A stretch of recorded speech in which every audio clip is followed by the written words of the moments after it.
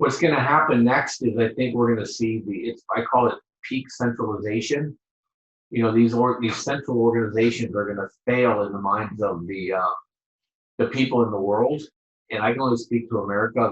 And you see it failing now because the country's ripping itself into two or three different kind of ways of thinking. The reason why they want to reset it is they know one side of people wants to keep spending money on military venture. The other side wants to keep spending money on, bribing the American people to keep voting for them.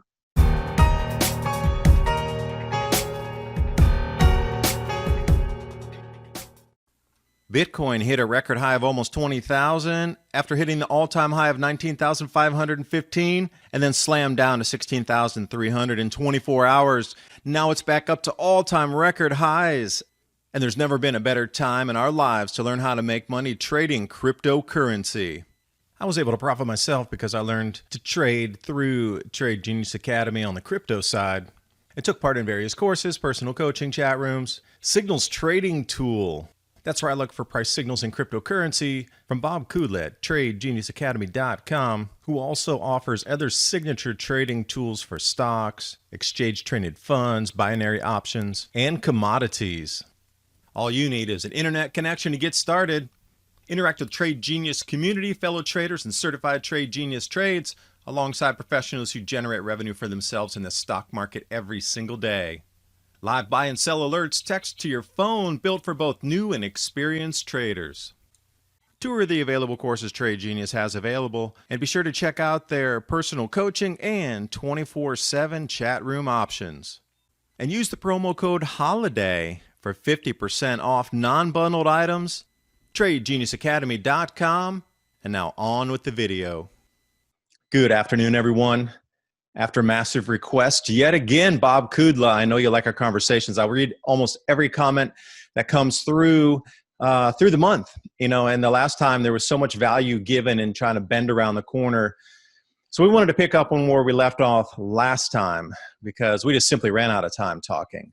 Bob Kudla here from Trade Genius, and we wanted to cover food. And you can see food prices rising across the board. They're actually noticeable now. That if you weren't paying attention, you see that the food prices have risen to the point where it's holiday table talk. It's in news articles across the planet. China just stiffed Myanmar of $2 million for a rice deal across the border from a state-owned company. So whatever's happening there seems to be a lot of, food's becoming much more valuable, as we had been talking about for the last few years.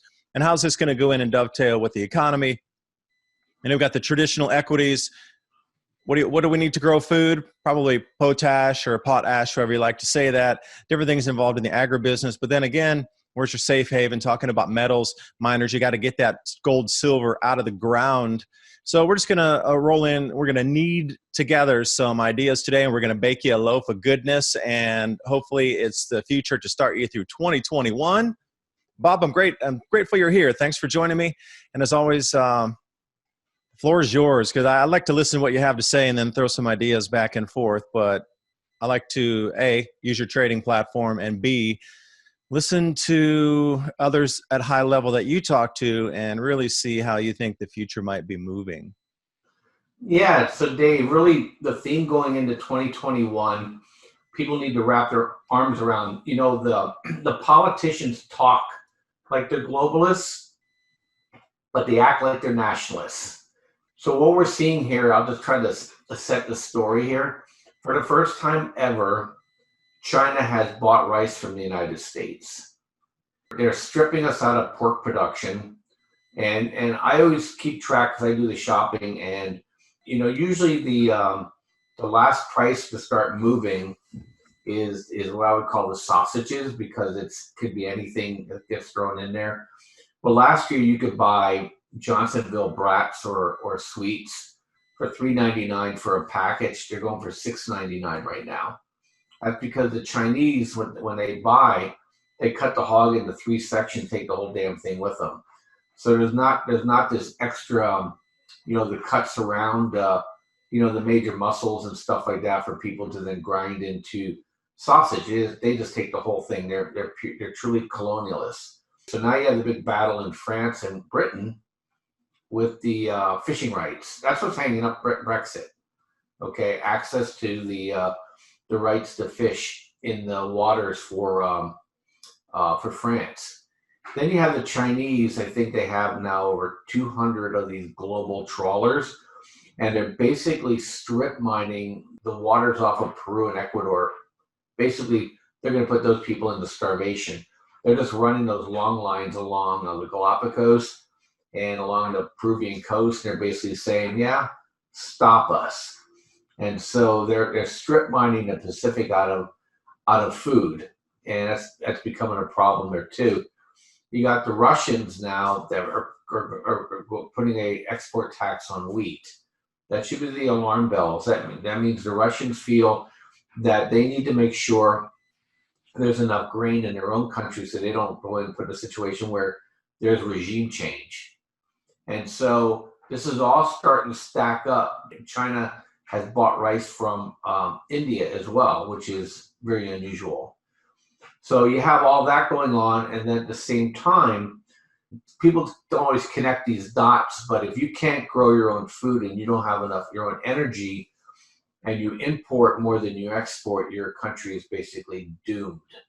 And so now you're seeing this resurgence in nuclear, okay? So only the American progressives that somehow want to put us into the Stone Age have been fighting nuclear. And so you have countries around the world now building nuke plants based on American, French, and Chinese design. Well, there's now a uranium shortage. And the reason why they're building these nuke plants is because once you can't trade with somebody anymore, you better have enough power to keep your people alive. And nuclear is the only way. I just laugh. I notice they're not running around trying to put solar panels everywhere, but they're definitely trying to get nuke plants put in there so they can survive. It's putting in the uranium shortage. So now we have a uranium shortage. And in Ukraine, because this shortage, it's price repression they had in uranium has been going for 10 years. A lot of the mines can't reopen, or they're not getting financing. What's creating a spot shortage? Ukraine can't open any of its own mines. Kazakhstan they always are pretty smart to know when there's a squeeze coming, and they're also the potash people. And then you have in Canada, the largest mine in Canada keeps closing because of COVID positive tests, and they keep closing that mine. So there's an absolute shortage in uranium around the world, and then also in potash too. And so you've seen over the last couple of weeks, you've seen the prices of uranium and ag chems from the equity side just skyrocket. And that's what we've been trading. In fact, we just got out of CCJ today because they announced that COVID restriction. And that means probably short-term pain. And also the market started weakening today. Not really sure exactly, other than it's obnoxiously overvalued. We may get a bit of pullback and all that stuff. And then there's another thing sleeping out there called platinum. And so platinum prices and palladium prices are starting to move too.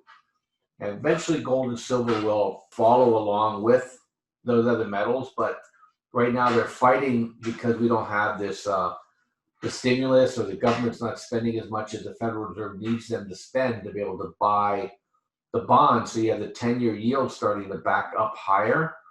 It's the nail in the coffin for the markets, because companies aren't going to be able to enroll their loans at the lower rates. And so, and what they say, almost 40% of the companies now in the S&P 500 are zombies, meaning that they don't generate enough cash flow to pay their interest expenses. So they need ever increasing reductions in interest expense to stay alive, and that's not happening. So that's what's going on. And so I call this 2021 the year of survival. And I don't mean it in the sense that we're going to be like living in hodls, but the political environment is going to heat up. And at the same time, you're looking at people now not getting stimulus money, so they don't have money to buy things. And you're looking at countries now that are starting to have big disagreements. So I think we're going to see an environment where costs are going to rise, metals, and go up, and then you're going to see the value of the equities go down. So people are going to be really surly. So that's what's in front of us. Not too much, though, Dave. No, just you're going to start with that. That's just, we can breeze that out of the corner there with a dust mop. Yeah. And all of us in the news media and also the financial media used to, make fun of China and point fingers for all the zombie companies because it was so apparent. It was so in your face, and you knew that the government was propping them all up, and you could see through the veil of fake valuation and just incredible illusionary kind of we're the best, we're the biggest in China. The last 2-3 years, especially around 2008-9 when they started to have that tidal wave of defaults that were then picked up. But now it's happening here in the States. So you can only point the finger so many ways. Look in the mirror. Now we're pointing back at ourselves versus saying something about Chinese companies. And the food pricing moving forward, because Bob, you and I talked, and I've been doing so much research, and till I was blue in the face about these are the signs. Every grand solar minimum, these three things happen. The economy collapses, evaporates, and then is a rebirth like a phoenix of a new system. Population migration, well, there you can see where that's already being stopped. So, knowing in history that massive millions, and even now it would be hundreds of millions, a billion people would be moving across the planet to different locales, that population migration is now being ceased. And then when we look at food prices and food availability, there's always that 7x bump in food prices in a grand solar minimum. When the very beginning of it, usually toward the middle, and then that one last spike before the end, before these prices normalize. So if going back on the historical past, we're already starting to hit into 3-on-3, well, now you're just looking at the timelines going out. And how much time do we have before food prices get too high, stimulus money's not there, the government can't pivot fast enough to raise EBT cards and assistance, and the lines of people in their cars going to food banks is 5x longer than it was in the first beginnings of the lockdown, so it shows more duress for the average family. There's an enormous amount of kindling under this right now, and it's all about the food. It's going to be about the food. The economy is one thing, but if people don't have access to the food and even the fake money to print to give them to get the food, that's a huge problem, because China was down in South America and bought out record amounts of soy in Argentina. They stripped them dry also. Like there's nothing left out of Argentina. Largest volumes ever outbound to China. They were the only buyer. They paid over spot and they said, we'll take it all. Brazil's experiencing the same thing, but now they're having the massive droughts down there. So any of this kind of bump and push and pull in supply, and they're over here, China's on a voracious buying spree across the planet of anything they can get. And then, somebody sent me a news article out of Myanmar. It was from the Iriaway Day, which is it's a local news publication out of Yangon in Myanmar. And the whole story was about Yangon government and Myanmar government had set up agreements with the Chinese government, state-owned corporations, and they would use two different trading points. One's at Musée and then the other one at Reili. And they would bring their rice back and forth. And the Chinese were the largest rice buyer, obviously. And they would just bring the trucks up and it would get transported over the border. And then payments were always on a continuous basis, rolling back and forth. Usually there was a 3-day, a 72-hour delay, which the Myanmar people, they didn't like that. But anyway, this time they stole the rice. No payment was coming, and government jumped in, and then they're saying, oh, it's not us. It's an independent trader who stole the rice. $2 million worth of rice. And it's already come to the point where countries are willing to do a one-time rip-off deal where they're going to steal $2 million worth of rice. Myanmar's never going to trade with them again. They're going to be like cash-only basis. You come and you drive yourselves across the border with your cash in your briefcases, then you can buy and take it across. But if it's already coming, Russia is limiting, and they're going to put export taxes on. How long is it before the United States starts saying, whoa, because Argentina is already saying, hold on. Brazil's at the what? Oh, hold on a second here. It's already begun. Like all we have to do, if you really want to know moving forward, the general things that are going to happen, history book is your best bet. And then we have the intricacies here, which Bob's trying to fill in. But the grand solar minimum fingerprints are matching 100%. And the way we're trying to mitigate or deal with it here in the modern world, it's just happening faster. Some of these rollout things that would have taken 5 years back in 1640 are now happening in 9 months. So these price spikes in the food would, in my opinion, come far faster than they did in the Sporer minimum, the Dalton minimum, the Maunder minimum, the late antique, little ice age, Roman era, and going back, just step back in history, do food price analysis on how many pieces of silver it would cost to trade for wheat or barley for the day's wages, and you can get a good indication. And across the board, 7x is where we're going with the food price. So I just don't know how people can withstand 7x, or governments could. They would be tumultuous in the streets. So my question is, are they using this as an excuse to lock everything down before they would have to lock it down because everybody was out in a fervorous street riot because of food? And this is just the excuse they're giving you for the food, the inbound riots that were coming. Yet we have a completely different excuse to explain the same end result of what would happen with this lack of food coming across the planet in quick fashion here. Yeah, I know it was a mouthful, Bill, but I'll let you go.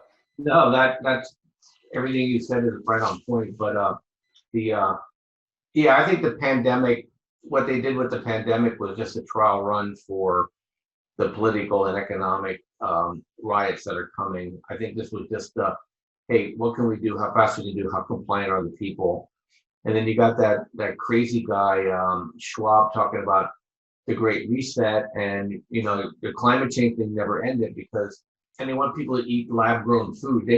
They know what's coming. They just not lie. They can't tell the American people the truth that, hey, we're going to go into a freezer locker here, because there's nothing you can do. You can't warm the earth up fast enough. They kind of fool people saying, hey, the CO2 is a dial, we can deal with it. There's no warm dial that they can point to get people to go, because the greenhouse effect was such a visual for people. They understood it when you walked into a greenhouse, it got warmer. Forget all the reasons why that's not true. I'm just saying the Democrats and the progressives are very good at creating memes and narratives and slogans, but it's just the opposite that's occurring. And I think they're really worried that a starving population is a population that doesn't keep the people in power. Just ask the French, ask the Chinese. That's where the regime change comes. It's interesting to me. The United States is going to be annoyed, but relatively unscathed by this. But we have to keep our politicians from selling all of our food to China. Because of the way our country is one big rectangle, we're going to have areas of the country that are going to be pretty prolific. And I just take a 2-mile walk from my house to the coffee shop and back, and there's probably, I don't know, 300,000 or 400,000 square feet of grass that can be turned into victory gardens. So I think there's a lot of ways in which people can modify the United States and be just fine. But places like China, they basically put the kibosh on any more rural land being developed. Kibosh, can't do it anymore. They don't have enough food growing arable land now. It's all coming. It's funny. You're Adapt 2030 well before they decide to put their 2030 protocol on, because everybody's pointing at the same solar minimums. They ain't pointing to solar maximums when they pick that date. But I think by 2024, things are going to be probably pretty, I would say pretty hinky, and Yeah, can I dive in with the ickiness here, just because I want to talk about energy for a second, and it might sound a little woo-woo and a little, if you believe or don't believe, but these changes are really electromagnetically on the sun, and this is one of the main drivers of the changes that we're seeing. Now, I understand we're putting an enormous amount of smoke, pollutants, plastics in the oceans, and we're doing a raw deal to the earth at the moment. But for us to be so large-headed to say that we're causing all the change, that's naivete at its highest level there. There's so many other drivers of climate. If you look back in the past, when it's going up and down, up 3 degrees, down 2 degrees, up 1, down 2, up 3. Well, we're coming into some massive changes right now. And December 21st is the solstice, and I know a lot of you know that, follow it, Stonehenge. The winter solstice is here. But what you might not know are there's 2 massive cycles on top of this grand solar minimum riding in on the 21st that officially begin on the 21st. The first second of the first minute of the first degree going into Aquarius, a new star sign, as we progress around the precession of the equinox is on that almost 26,000 year cycle. Day 1 of the new sign begins on the 21st into Aquarius, and it's a faster moving energy. But at the same time, in astrology, we're moving from the earth into the air. Again, we're coming from a heavier medium into the air, a lighter medium. And these star signs, I really believed, are more trying to tell you what the Birkeland currents and the charge current inflow into our solar system, into our sun does when you transit through these different areas. Well, it's just like when you're driving through different neighborhoods or different voltage lines in different areas of different neighborhoods. Sometimes you're at a transformer, sometimes you're just at a line that comes off to a house, sometimes you're on a main trunk line. Well, think about, as we look 360 in the heavens, you got all these Birkeland currents running through there as well. And I don't know how they mapped it out, but there's a lot of ancient civilizations that knew in certain areas, as we transit around, it's a much higher voltage and a much higher charge that affects our sun in different ways. It could be a step down and a lower charge, a lower voltage input as well, which would step us down into, extreme cold conditions or extreme heat conditions. The medieval optimum was what, 1 degree warmer than we are now? The Holocene climate optimum was 2 degrees warmer than it is now. That was 6,000 years ago.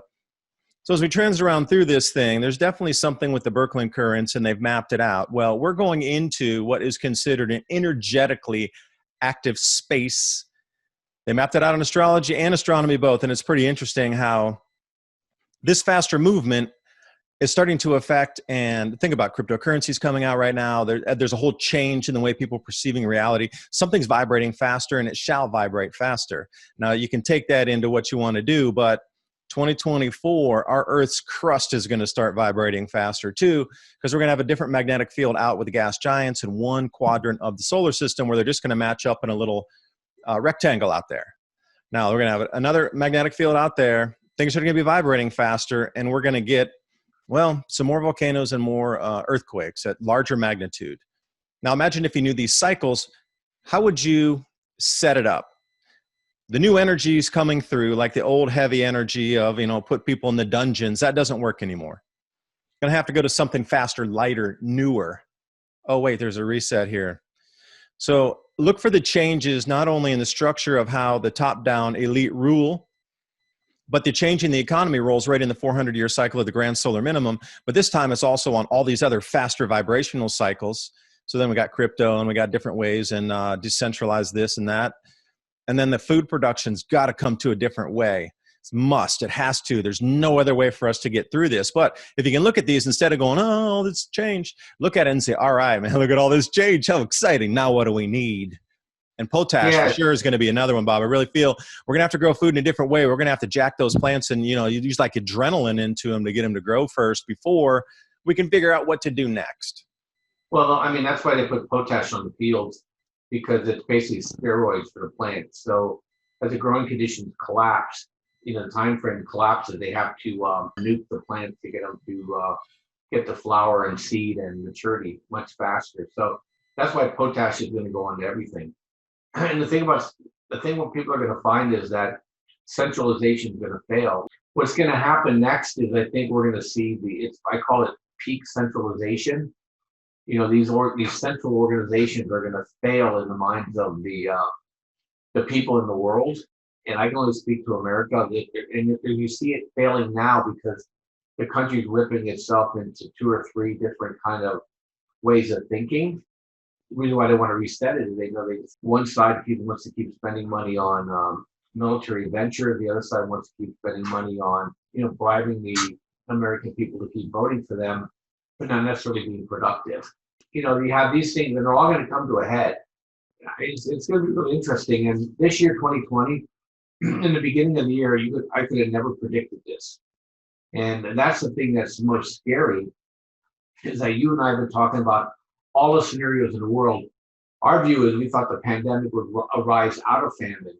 Well, this pandemic was engineered politically to supersede what's going to happen with the famines. And they're not letting go of this anytime soon. But, like you said, I just look to profit where I can and protect when I can.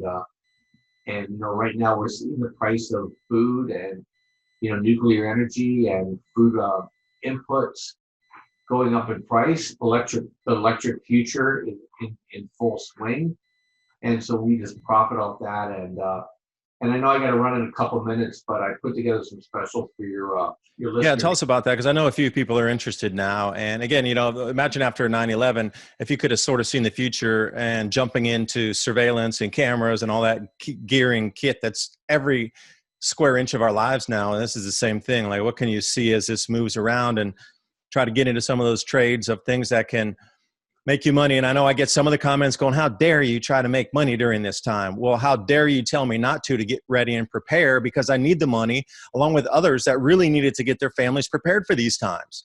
And this whole duality of mindset of, oh, I'm going to remain poor and get dragged off somewhere because I couldn't prepare. You heard the old story about there was a flood, and so people got on the roof and they were praying, waiting for God, and the boat came by and they said, no, we're waiting on the Lord. And then about an hour later, a helicopter came by, the water's rising. They said, no, we're waiting on the Lord. Well, the water came up to the top of the house. It went over, they drowned, they went to heaven. And they said, God, why did you save us? He goes, what are you talking about? I sent you a helicopter and a boat. And, the point being is that, people get passive in these situations. And, I look at it as that, I don't profit from my own kingdom. I want to make sure my family's safe. I'm communicating, you're communicating so that people aren't ignorant of what's happening out there. You and I have been doing this for 6 years together. And other than maybe being a couple months off here and there, we've been essentially correct. And now the crescendo is happening. Even 2020 accelerated faster than I thought possible. I expected shenanigans. I didn't expect them to go all in, but they can't move without us seeing it, and that's why we could see them moving into uranium. We could see them moving into potash. We could see them moving into platinum. We saw them moving into copper. You just profit from those. So we put our algorithm to work on that, and we just see those trades and we take those trades and we help people make money. And if you want to trade with us, you go to tradelikeagenius.com. We'll teach you how our system works. You can be in our chat room so you can talk to us. And we'll give you the tools right on your computer so that you can actually buy things we don't buy. And we'll actually throw trade signals out there every day. Crypto, stocks, day trades. We have different rooms, and you'll do really well. Trading is not difficult. It's just hard in a sense. You have to follow the rules and you have to be present. But big money can't move without you seeing it. So when people say I was surprised, well, there's always a tell. And right now, the Great Reset, people are telling us there's a tell. And so just take advantage of it. So go to tradelikeagenius.com. We pre-discounted all the bundles. And you can take advantage by Saturday. It's basically the holiday Christmas coupon code, but you can call it, you can email it, you can text us, and we'll help you get in the right sectors to make money in 2021.